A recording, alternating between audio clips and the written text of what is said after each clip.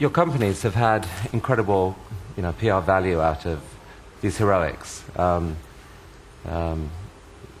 years, and until I stopped looking at the polls, you were sort of regarded as this great, hero in the UK and elsewhere. And I mean, cynics might say, this is just a smart business guy doing what it takes to, execute his particular style of marketing. How much was the sort of the PR value part of this? Well, of course, the PR experts said that as an airline owner, the last thing you should be doing is heading off in balloons and boats and crashing into the seas. And in fact, they had a point, Richard. In fact, I think our airline took a full-page ad at the Times saying, "Come on, Richard, there are better ways of crossing the Atlantic." So I mean, to do all this, you must have been a genius from the get-go, right? I mean, I won't contradict that. But okay, this isn't exactly hardball. Okay. They weren't you just terrible at school? I was dyslexic.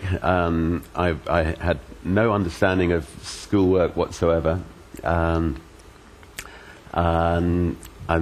certainly would have failed IQ tests. And it's one of the reasons I left school when I was 15 years old. And if I'm not interested in something,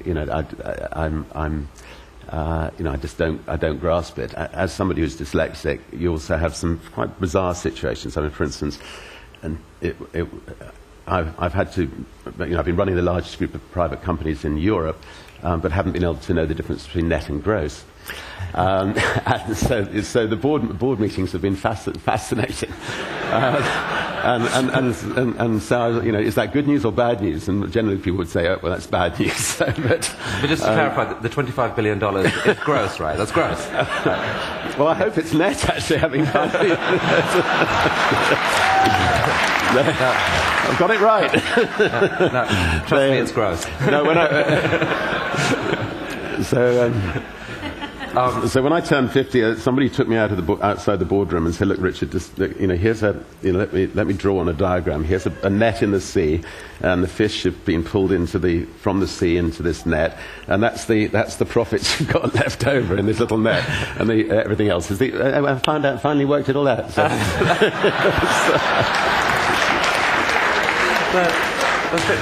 But I mean, at school, so as well as being, doing pretty miserably academically, but you were also like the captain of the cricket and football team. So you were kind of you're a natural leader, but just a bit of were you a rebel then, or how would you?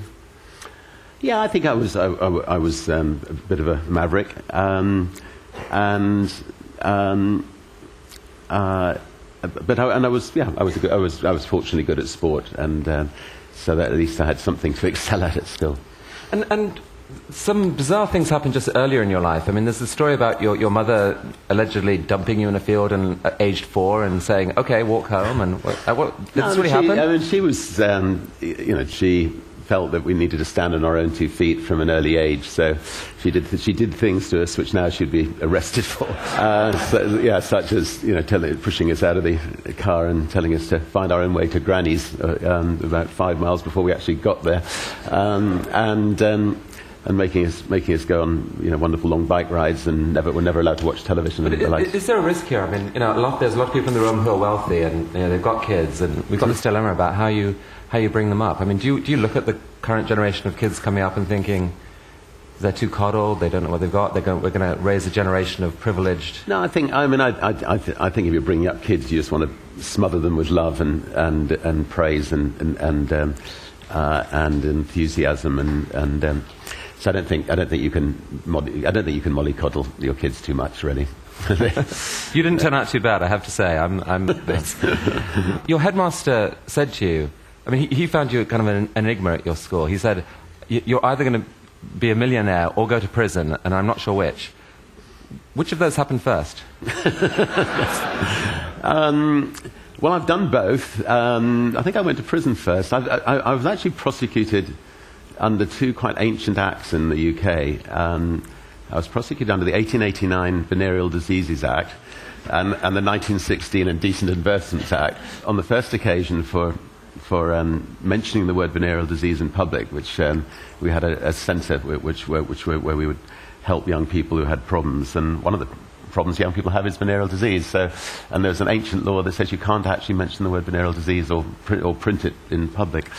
So the police knocked on the door and told us they were going to arrest us if we carried on mentioning the word venereal disease. We changed it to social diseases, and people came along with acne and spots, but nobody came with VD anymore. So we put it back to VD and promptly got arrested. And then subsequently, never mind the bollocks, here's the Sex Pistols, the word bollocks. The police decided was a rude word, and so we were arrested for using the word bollocks on the Sex Pistols album. And John Mortimer, the playwright, defended us, and he asked if I could find a linguistics expert to come up with a different definition of the word bollocks. And so I rang up Nottingham University, asked to talk to the professor of linguistics, and he said that bollocks is not is nothing to do with bulls whatsoever. It's actually a nickname given to priests in the 18th century. And he went furthermore, I'm a priest myself, and so I said, well, would you mind coming to the court? And he said he'd be delighted. And I said, he said, would you like me to wear my dog collar? And I said, yes, definitely, please. So our key witness was argued that it was actually never mind the priest, here's the Sex Pistols, and the judge reluctantly found us not guilty. So that is outrageous.